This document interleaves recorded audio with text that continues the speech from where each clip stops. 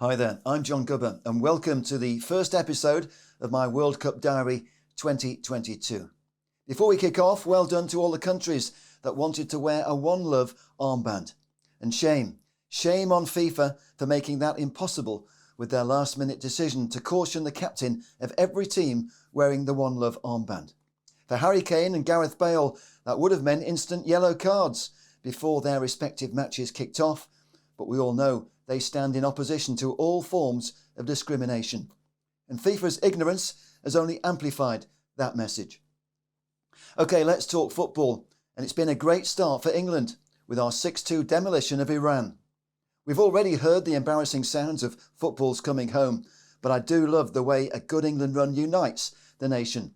And I'm also encouraged by the brilliance of two of our brightest young stars who really look set to shine on the world's biggest stage. In my view, the two best players I've seen so far at this World Cup are both English. At 19 years old, Jude Bellingham was my man of the match against Iran, and his first ever goal for England that opened up the scoring was a thing of real beauty. This kid already plays like an experienced veteran, and we can all see he has a big future at the highest level. I think this was also a match when we saw the best of Bukayo Saka. Since taking shocking abuse for missing in that penalty shootout in the final of the Euros, Saka has matured as one of the most exciting players in the Premier League. And it was no surprise to see the Arsenal winger score twice against Iran. But it wasn't just the way he took those goals. Saka is pure quality. And I'm expecting him to do more great things at this World Cup. I'm certainly not going to get carried away by England hitting Iran for 6, but there's no doubt we have an abundance of attacking quality. And I was pleased to see Marcus Rashford show he's back to his best with a superb goal 49 seconds after coming off the bench.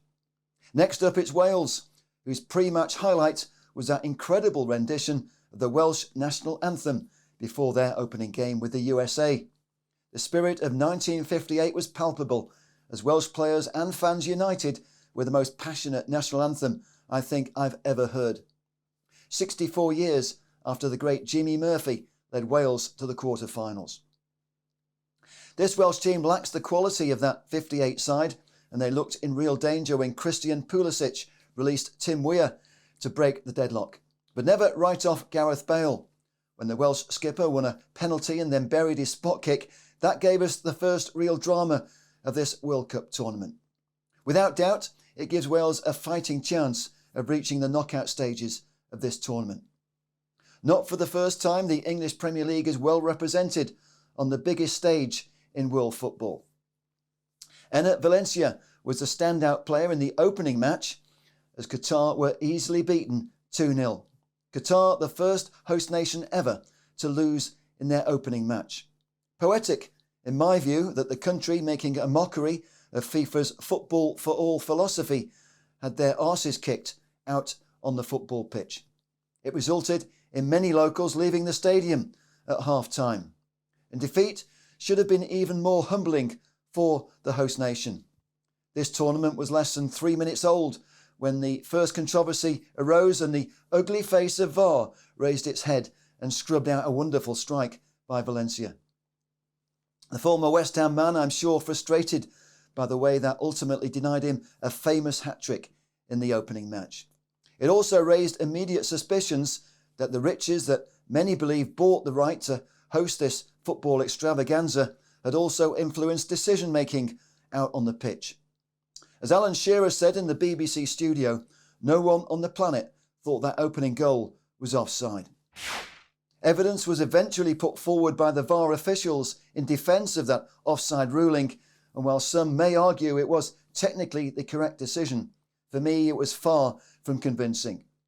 Former top referee Keith Hackett explained to me a few years ago the accuracy of decisions that close are open to manipulation. As a filmmaker, I know just how easy it is to make that line move by nudging the video by a single frame. Also, we simply don't have the technology to determine exactly when the ball was kicked by the player providing the all-important assist.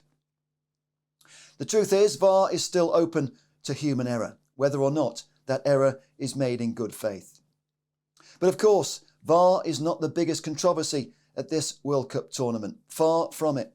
That's because football and politics are impossible to separate when we're talking about the biggest event on the planet. And that's what this is. The 2022 Qatar World Cup is very much the biggest show on the planet. Especially when the game's ruling body, FIFA, is making such a big deal of promoting their no discrimination campaign. Whatever you may think of football's biggest tournament being staged in Qatar, there's no doubt it's put many subjects under the spotlight. And that, in my mind, at least, is a consolation. At least it gets us all talking about what's acceptable in the modern world. Whether or not you agree Qatar is guilty of many forms of discrimination, I believe this is the biggest sports washing event in history. Our beautiful game is being hijacked and corrupted by Gulf states with untold riches, and that for me is a crime that can't be ignored, no matter what happens out on the pitch at this World Cup.